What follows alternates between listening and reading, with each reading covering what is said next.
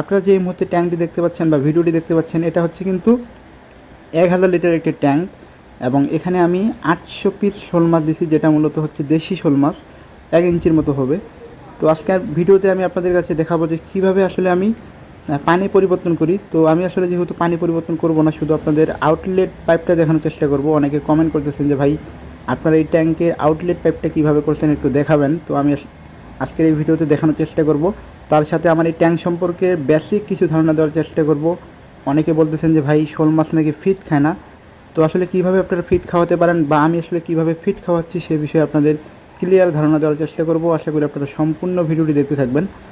তো আপনারা এই মুহূর্তে যে আমার এই প্লাস্টিকের ট্যাঙ্কটা দেখতে পাচ্ছেন, আপনারা হয়তো জানেন যে এই ট্যাঙ্কটা তৈরি করতে আমার 450 টাকা থেকে 500 টাকা খরচ হয়েছে। খুবই একটি সহজভাবে আমি তৈরি করছি। আর দেখতে পাচ্ছেন আমি একটু চতুর্দিকে দেখানোর চেষ্টা করি, উপরে কিন্তু আমি নেটও দিয়েছি দেখতে পাচ্ছেন, যাতে পাখি না আসে আর পোকামাকড় আসলে তো কোনো সমস্যা নেই। আমি একটু আপনাদের ফার্স্ট অফ অল আমার এই পাউডার ফিট দেখাচ্ছি এবং একটু প্রয়োগ করে দেখাচ্ছি যে আসলে মাছগুলো খাবার খায় কি না। তো এই হচ্ছে ছোটো মাছের জন্য পাউডার ফিট। আপনারা পাউডার ফিট কেনার সময় দেখবেন যে আসলে পুষ্টির হার কত, যেটাতে বেশি সেটা আপনারা দিবেন। তো এটা দেখতে পাচ্ছেন আমি কিন্তু কিছু পরিমাণে পাউডার দিয়েছি। আমি আসলে যেহেতু সকালবেলা কিছু পাউডার দিয়েছি, তবুও আমি আপনাদের দেখানোর জন্য আরেকটু পাউডার দিলাম। দেখতে পাচ্ছেন কিছু শোল মাছ কিন্তু খাবার খাচ্ছে। আমি একটু জুম করে দেখার চেষ্টা করতেছি। এইদিকেও দেখতে পাচ্ছেন অনেক শোল মাছ, একটি শোল মাছও এখন পর্যন্ত মারা যায়নি। আর মাছ ছাড়া হলো আমার মোটামুটি 4 দিন হলো, এখনও কিন্তু আমি পানি পরিবর্তন করিনি। তো দেখতে পাচ্ছেন আপনারা শোল মাছগুলো কিন্তু খাবার খাচ্ছে, কিন্তু সব শোল মাছই খাবার খাচ্ছে না, কারণ আমি এই মুহূর্তে ভিডিওটি করতেছি দুপুরবেলা। সকালবেলা আমি খাবার দিয়েছি। আর শোল মাছের ক্ষেত্রে আসলে রাতের বেলা খাবার দিলে বেস্ট হয়, এবং রাতের বেলা কিন্তু শোল মাছ খাবার বেশি খায়। অনেকে বলে যে ভাই আসলে শোল মাছ তো ভাই ফিট খায় না, তো আপনি কীভাবে ফিট খাওয়াচ্ছেন? ভাই আপনি যেই মাছকে যেটাই খান না কেন, যদি অভ্যাস করেন অবশ্যই খাবে, তবে পরিমাণে একটু কম খাবে। তবে আমি চেষ্টা করতেছি আমার এই শোল মাছগুলোকে আমি শুধু ফিটই খাওয়াবো এবং ফিট খাওয়ানোরই অভ্যাস করব। আমি আসলে শিওর যে ফিট খাওয়ানোর অভ্যাস করলে অবশ্যই ফিট খাবে। তো দেখতে পাচ্ছেন খাবার কিন্তু খাচ্ছে। আর রাতের বেলা কিন্তু সব মাছই কিন্তু খাবার খায় ফিট। আমি কিন্তু এখানে কোনো রকম কোনো বাড়তি খাবার দিইনি এখনও পর্যন্ত, শুধু পাউডার ফিটই দিচ্ছি। আর মাছগুলো বড় হয়ে গেলে আসলে আমি আমার আরেকটা ট্যাঙ্ক আছে 20,000 লিটার ট্যাঙ্ক, সেখানে আমি এগুলো ট্রান্সফার করব এবং সেখানে আমি দানাদার যে ক্ষুদ্র ভাসমান ফিটটা আছে সেটা দেওয়ার চেষ্টা করব। আসলে মাছগুলো খায় কি না আমি অবশ্যই চেষ্টা করব মাছগুলোকে ফিট খাওয়াইয়ে মাছ চাষ করার। আর আমি একটু পরেই দেখানোর চেষ্টা করব যে আমি আসলে আউটলেট পাইপটা কীভাবে দিচ্ছি। তার আগে বলে রাখি, আমার আউটলেট পাইপটা দেখতে পাচ্ছেন আমি এই ট্যাঙ্কের কর্নারে, অর্থাৎ পশ্চিম পাশের কর্নারে একটি কর্নারে আউটলেট পাইপটা দিছি। আর আপনারা চেষ্টা করবেন মাঝখানে দেওয়ার, তাহলে সব ময়লাগুলো কিন্তু একসাথে বেরিয়ে যাবে। আর কর্নারে দিলে হবে কি, সব ময়লা কিন্তু বেরিয়ে যেতে পারবে না। চেষ্টা করবেন স্লাইড করে একটু নিচু করার। আর আমি আরেকটি কথা বলতে ভুলে গিয়েছি, আপনারা অবশ্যই ট্যাঙ্কের ভিতরে বা পানির নিচে আউটলেট পাইপের ওই জায়গায় একটি বোতলের ফিল্টার বা ফিল্টার কিনতে পাওয়া যায়, সেই ফিল্টারগুলো আপনারা দিয়ে দিবেন, যাতে মাছগুলো আউটলেট পাইপের মাধ্যমে পানির সাথে বের হয়ে যেতে না পারে। তো এখন আমি আপনাদের বাইরের দিকটা দেখাবো যে আসলে বাইরের দিকটা আমি কিভাবে লাইনটা করছি সেটা আমি দেখাবো। খুব একটি সহজ কাজ, মাত্র 500 টাকার মধ্যে কিন্তু আপনি এরকম একটি ট্যাঙ্ক তৈরি করে অন্যান্য মাছ বা শোল মাছ সহ সকল মাছ কিন্তু চাষ করতে পারবেন অক্সিজেন ছাড়া। তো আপনারা দেখতে পাচ্ছেন আমি কিন্তু বাইরের দিকে চলে আসলাম, এবং আপনারা দেখতে পাচ্ছেন এখানে কিন্তু আমার এটা হচ্ছে আউটলেট পাইপ, এবং দেখতে পাচ্ছেন পানি কিন্তু একদমই ফুল। এর মানে হচ্ছে যে আমার ট্যাঙ্কের ভিতরে যদি আমি পানি দিই, এখন কিন্তু পানি এদিক দিয়ে বের হবে, অর্থাৎ ময়লা পানিটা কিন্তু এদিক দিয়ে বের হবে। আর যদি আমি একদমই নিচে খুলে দিই, তাহলে কিন্তু সকল পানি কিন্তু বের হওয়া শুরু করবে, ময়লা পানিটাও তার সাথে।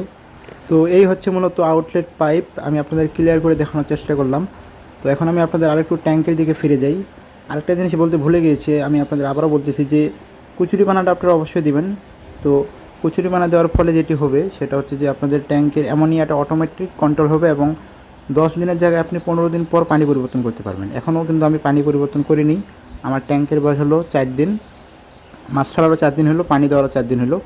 আর কিভাবে ওয়াটার প্রিপারেশন করতে হয় একদমই সহজ পদ্ধতিতে বিনামূল্যে, বা কীভাবে একটি এরকম ট্যাঙ্ক তৈরি করতে হয় সেটা নিয়ে কিন্তু অলরেডি 4 দিন আগে একটা ভিডিও আপলোড দিচ্ছি। সেই ভিডিওটা যদি আপনারা দেখতে চান অবশ্যই দেখে আসবেন, তাহলে আপনারা ক্লিয়ার ধারণা পেয়ে যাবেন। আর কচুরিপানা দেওয়ার ফলে কিন্তু একটা শোল মাছের জন্য খাদ্য হয়, বা অন্যান্য মাছের জন্য কিন্তু একটা ভালো খাদ্য, যেটা কচুরিপানাটা আসলে পুকুরের জন্য যেমন কার্প জাতীয় মাছের জন্য একটা ভালো খাদ্য, তো আপনারা চেষ্টা করবেন হাউজেও দেওয়ার, এতে করে হবে কি রোদটা অর্থাৎ এখানে ছেয়া দিবে আর কি, মাছগুলো ছায়াযুক্ত অবস্থায় থাকবে। আর সম্পূর্ণ ট্যাঙ্কে কচুরিপানা দেবেন না কখনোই। যদি সম্পূর্ণ ট্যাঙ্ক ভর্তি হয়ে যায় এক্ষেত্রে আপনারা এগুলোকে সরিয়ে দিবেন। আর হ্যাঁ, আপনারা আরেকটি কাজ করতে পারেন, আপনারা ট্যাঙ্কের নিচে মাটি দিতে পারেন। অনেকে বলতে পারেন যে ভাই কী মাটি দেবো, আপনারা চাইলে দোআঁশ মাটি বা এঁটেল মাটিও দিতে পারেন। আপনারা চেষ্টা করবেন দোআঁশ এবং এঁটেল মাটি মিক্স করে দিলে ভালো হয়। যাদের আসলে এঁটেল মাটি নেই তারা দোআঁশ মাটি দিতে পারেন 1 ইঞ্চি বা 1.5 ইঞ্চি করে। তো আমি আসলে হয়তো 5-7 দিন পরে দিব। আসলে ট্যাঙ্ক তৈরি করার সাথে সাথে মাটিটা দিলে ভালো হয়, এক্ষেত্রে পানি ঘোলাটে হয় না। আর পরে দিলে আসলে পানি ঘোলাটে হয়, এক্ষেত্রে অনেক সমস্যা হতে পারে। তবে আপনারা চেষ্টা করবেন ট্যাঙ্ক তৈরি করার সাথে সাথে মাটিটা দেওয়ার, তারপরে পানি ইনপুট করবেন, তারপরে মাছ প্রয়োগ করবেন। আর আপনারা বলতে পারেন যে ভাই মাটি দিলে হবে এটা কি, মাটি দিলে কিন্তু অনেক ভাই উপকার। যেমন মাটি দিলে আপনাদের এক ধরনের খাদ্য তৈরি হবে, মাটিতে যে ময়লাগুলো থাকবে সেগুলো কিন্তু পচে জুপ্লাঙ্কন তৈরি হবে। আর জুপ্লাঙ্কন হচ্ছে কিন্তু শোল মাছের জন্য প্রধান খাদ্য। শোল মাছ কিন্তু নিচের স্তরে থাকে, এ কারণে আপনারা মাটি দিতে পারেন।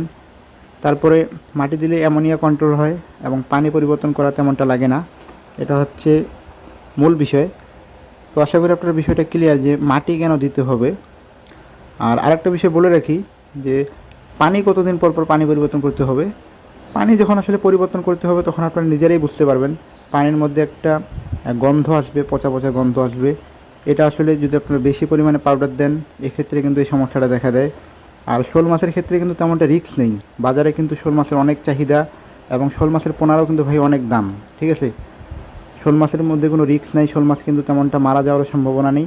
শুধু আপনারা একটু ভালোভাবে পানিটা পরিবর্তন করবেন আর খাওয়াটা যদি আপনারা সঠিকভাবে দেন এই ক্ষেত্রে কিন্তু আপনি অন্যান্য মাছের ক্ষেত্রে যেগুলো ক্যাটফিশ, শিং, মাগুর, পাবদা এই মাছগুলো থেকে কিন্তু আপনি শোল মাছে আরও বেশি লাভবান হতে পারবেন। সবাই ভালো থাকবেন, সুস্থ থাকবেন, দেখা হচ্ছে পরবর্তী আরেকটি নতুন ভিডিও নিয়ে। ততদিনের সাথে থাকবেন, ধন্যবাদ।